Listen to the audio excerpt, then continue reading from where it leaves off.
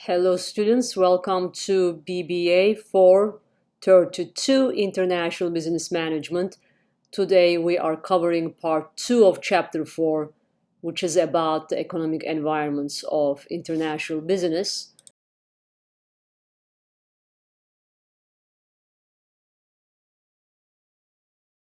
So we will continue our discussion with the learning objective 3, which is to explain the idea of economic freedom, trying to understand what this map displays in terms of understanding the presence and prevalence of economic freedoms. Okay, in a nutshell, this map shows the world in terms of economic freedom. So remember, when we talk about economic freedom, we are always discussing the extent to which the government regulates individual economic choices and freedoms.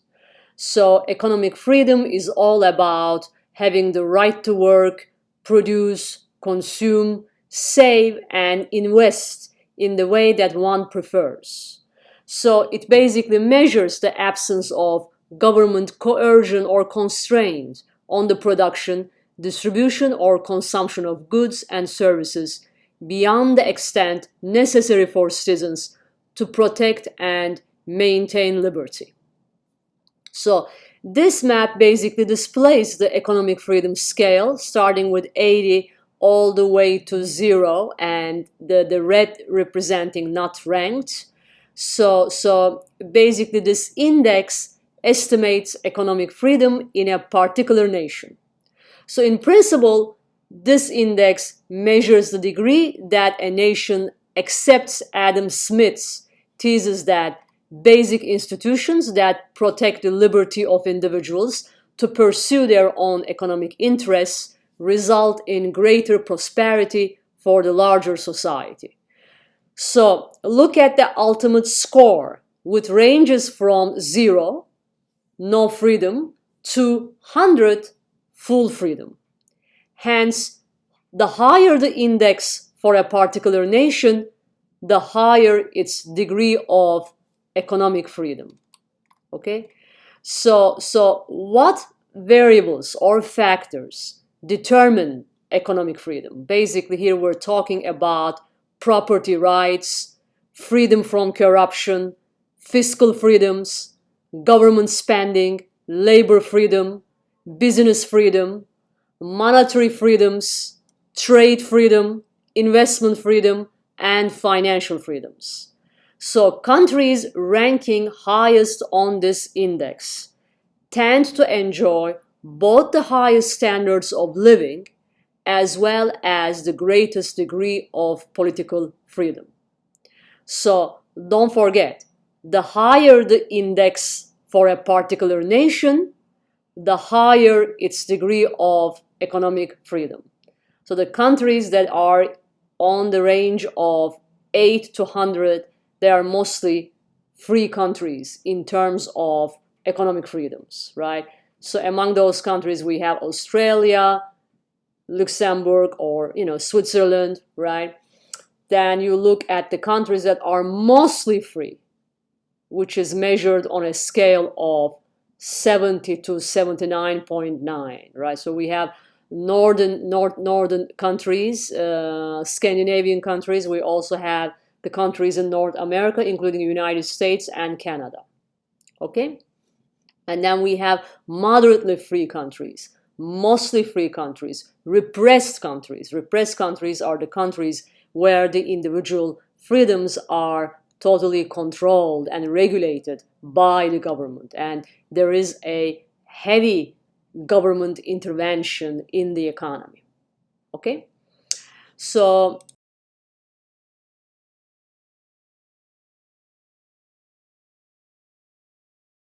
let's continue with the next slide, the focusing on the learning objective number 4, which is all about understand and differentiate the types of economic systems, right? So we have basically 3 types: market economics, command economies, and mixed economies, right? So this is all about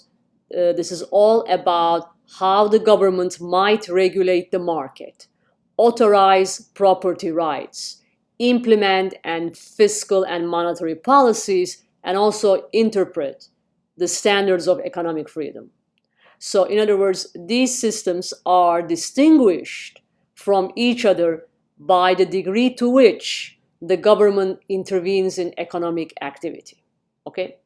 So if you look at the market economies, which are represented by the values of capitalism, right?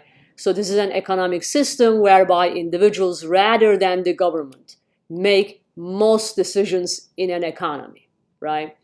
It is anchored in the doctrine of capitalism and its assumption that private property ownership confers inalienable property rights that legitimize the profits earned by one's initiative, investment, and risk. Okay?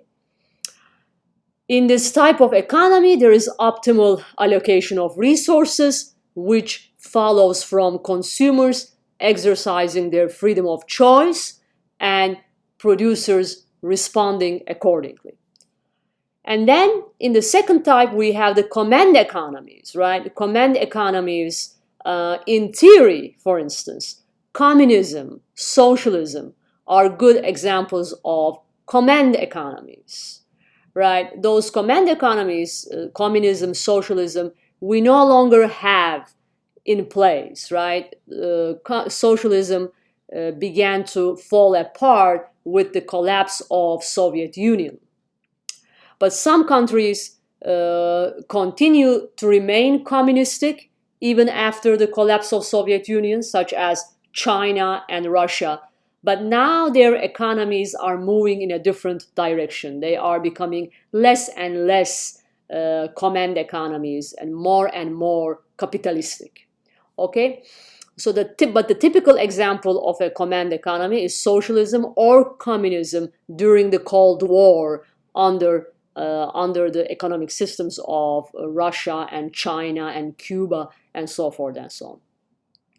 In theory, communism champions state ownership of resources and the control of economic activity. Nominally, there is a political ideology, which is communism, that calls for an egalitarian, classless, and ultimately stateless society based on the government's command of the economy. Okay? So basically, implementing this system is quite a big task because it requires the state to adopt a command economy in which the state owns and controls the factors of production. In the case of the mixed economies, most economies are broadly labeled as mixed economies, right? Mixed economies fall between the market and the command type. In the real world, there is really no purely market economics or no purely command economies. In real life, we have mostly mixed economies. So a mixed economy is a system in which economic decisions are principally market-driven, right? And ownership is largely private, okay? There is private property ownership, but in the meantime, the government intervenes from a little to a lot. Sometimes government intervention is high, sometimes it's small. It depends on the nature of the economic system, right? The government intervenes sometimes from little to a lot in valuing assets, allocating resources, regulating activities, and organizing the markets.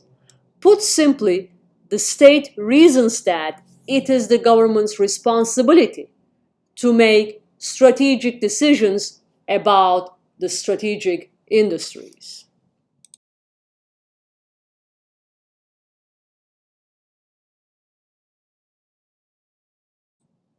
Okay?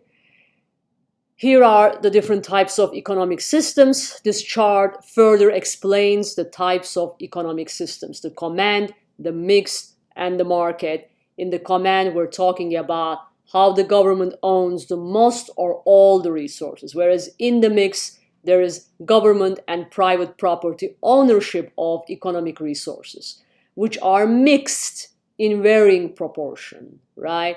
And then in the market economy, the resources are allocated and owned privately, mostly private. Individual or business ownership of resources is one of the fundamental characteristics of the market's economies. And there are other important features, such as the ability of the market economy to advocate decentralized entrepreneurial innovation that breeds more and more innovation and the discovery of products, and applies the invisible hand approach to the market. Invisible hand means hands-off approach, meaning that the government does not really intervene in the economic activity.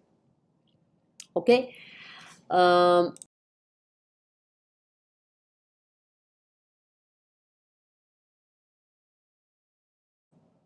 And then there are different ways of assessing economic development, performance, and the potential of nations. Here we look at three ways to measure the economy, regardless of the type of economic systems. So regardless of the type of economic systems, we're using these three ways to measure an economy, right? Which is the gross national income, the gross domestic product, and the gross national product, right?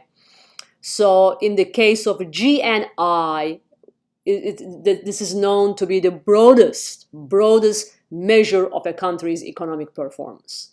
It has four components: personal consumption, business investments, government spending, and net exports of goods and services, okay?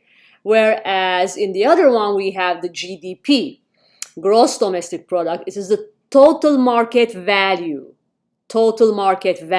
of all output produced within a nation's borders, no matter whether it is generated by a domestic or foreign-owned enterprise, over a fixed period of time. Whereas GNP, the gross national product, begins by estimating the market value of goods and services produced in a given year by the labor, assets, and capital supplied by the resident of a country.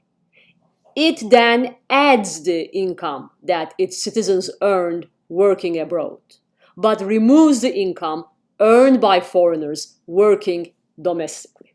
Okay?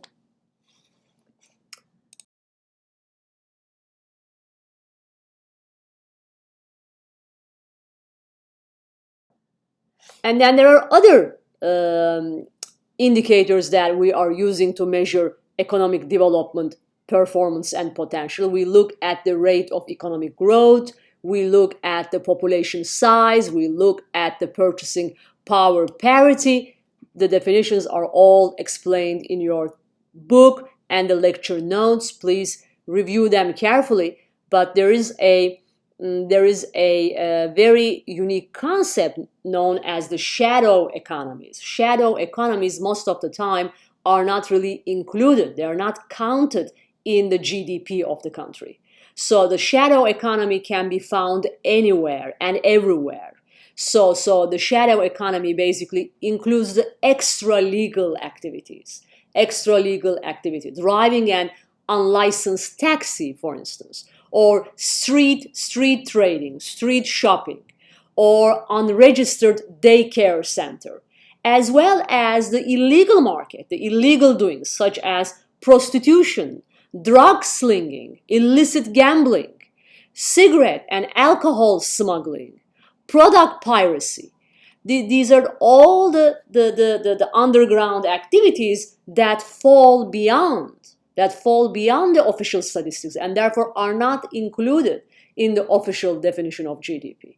So besides counting business in hard-to-track cash, shadow players typically go to great lengths to hide illicit transactions or dodge taxes.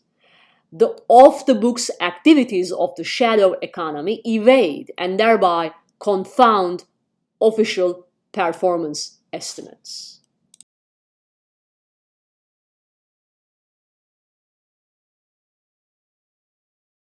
Okay. Here is another table here, which is displaying the 10 largest economies by the population, GDP, and their percentage of their share of the total world economy. Basically, the table shows the size of economy when PPP, purchasing power parity, is taken into consideration.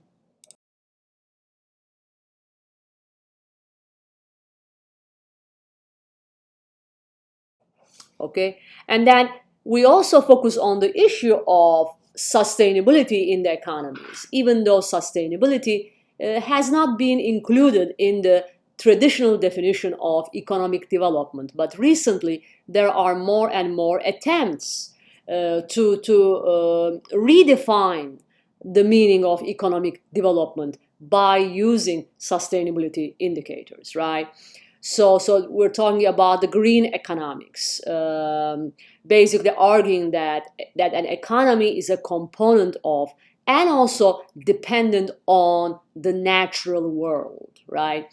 When we are measuring the GDP, GNI, and GNP, it is important to account for the associated social and ecological costs that result from the activity that generate the growth and misestimates performance and misrepresents the potential.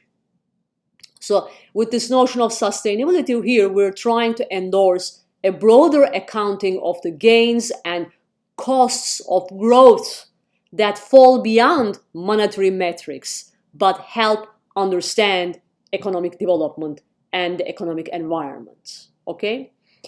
So we use a number of indicators like the net national product, NNP, which measures basically the depletion of natural resources and degradation of the environment that result from making and consuming products. And then we use another indicator, which is a genuine progress indicator, which is GPI.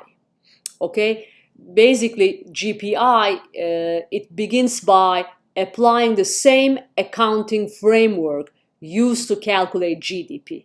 It adjusts, however, for the corresponding costs of reduced environmental quality, health and hygiene, livelihood security, equity, free time, educational attainment, and so forth and so on.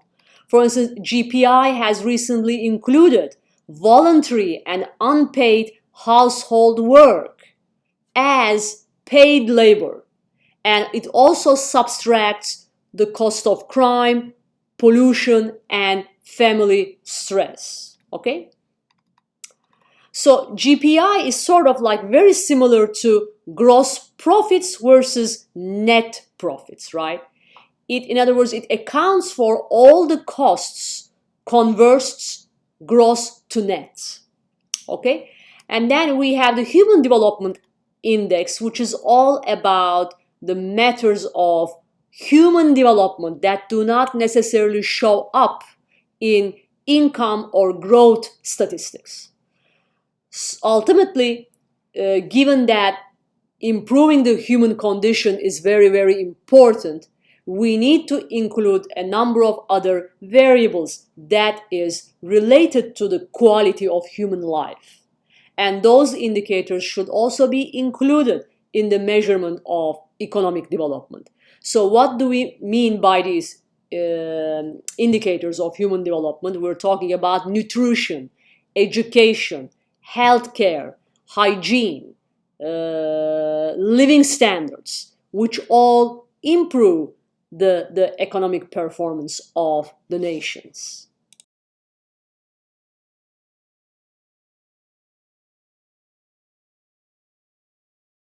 Okay, so basically, in the other slide, or in the current slide here, we're talking about other indicators of economic development, which are also correlated with the stability in the economy. So there's something known as Happynomics, right? Better Life Index, Gross National Wellness Index, Happy Planet Index. So recently, economists have, particularly the United Nations, have developed these indices to better assess an economy's potential for increasing and boosting its economic performance, right? So we're talking about, for instance, your Better Life Index, which is an index developed by the Organization for Economic Cooperation and Development, right? So this is basically about measuring the economic performance in terms of how people value certain things in life, such as housing, jobs, social relationships, health, security, work, family life balance, education. These indicators fall beyond the narrow scope of monetary measurements. And then we have the Gross National Wellness Index, for instance, which is GNWI. Many people contend that the material and the spiritual development occur side by side, and one reinforces the other, or both suffer.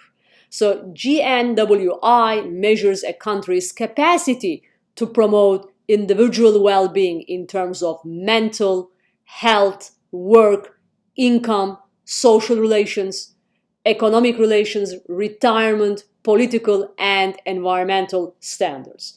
And then finally, we have this Happy Planet Index, which is a utilitarian view that holds that people aspire to live long, healthy, and ecologically sensitive lives.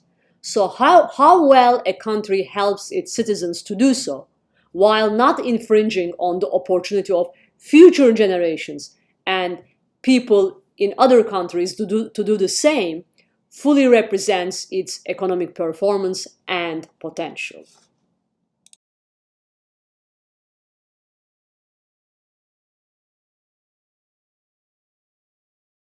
Okay? And finally, in this slide, we're looking at the key components of economic analysis, right? These are the variables that we use in our economic analysis, especially to measure the economic performance of nations, including the balance of payments, deflation, foreign direct investment, income distribution, inflation, misery index, poverty, public debt, unemployment.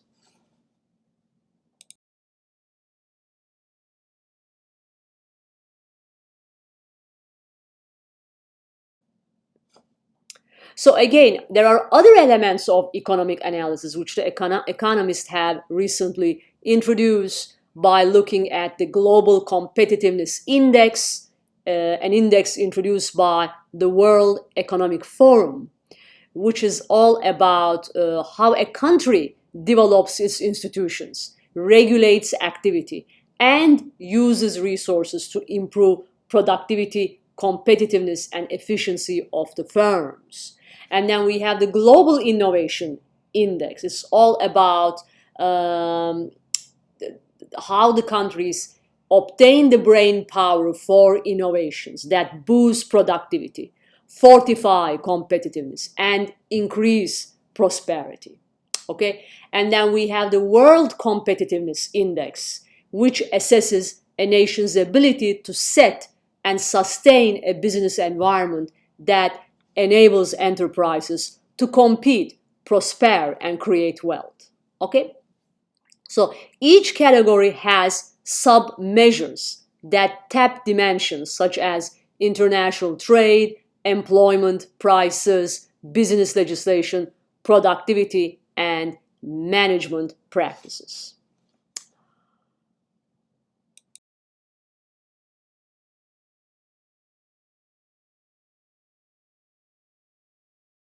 So far, we have reviewed the economic environment of the firms, the environment facing the firms. We have talked about the types of economic systems. We have discussed the importance of economic freedoms and also the variables that are used in assessing the economic performance of nations. In my next lecture, we will be talking about the international trade theories. Thanks for listening to my lecture so far. I will be uploading my video shortly. Thanks again and see you next class. Have a good day. Bye-bye.